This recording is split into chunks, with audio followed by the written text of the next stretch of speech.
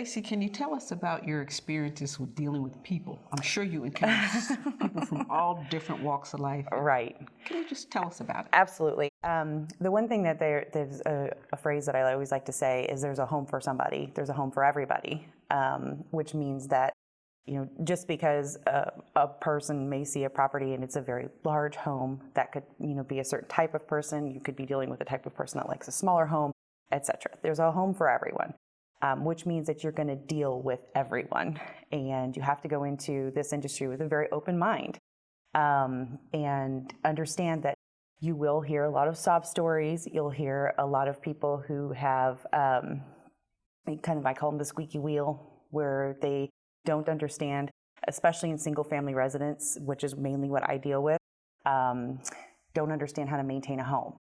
And they have lots of questions, or they've come straight from living in apartments, and an apartment industry and the apartment world is completely different from ours. I've, like I said, mainly dealt only with residential, single-family residential, all the way going back to when I was younger.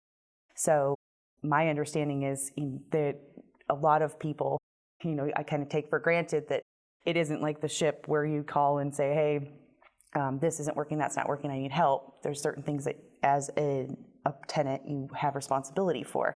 So it's sort of educating the public a bit, and letting people know what they are responsible for, how to find answers, how to resolve problems. There's a lot of coaching people.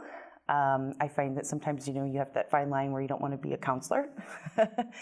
But there's the other side of the coin where you're also dealing with the owners. In my position, in my role, it's answering to the owners, answering to things like David had mentioned, with when you have an owner with a cash flow concern, a lot of times that can roll down to me and evaluating the city and the area and where the home is.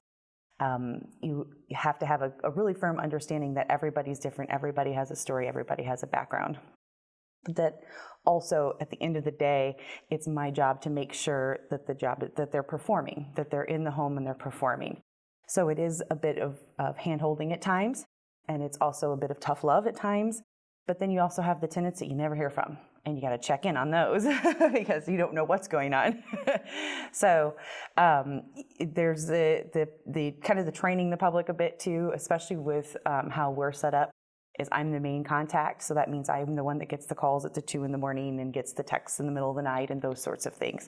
Which, when you have to have a relationship, but not an advantageous relationship where somebody feels like they can step on you.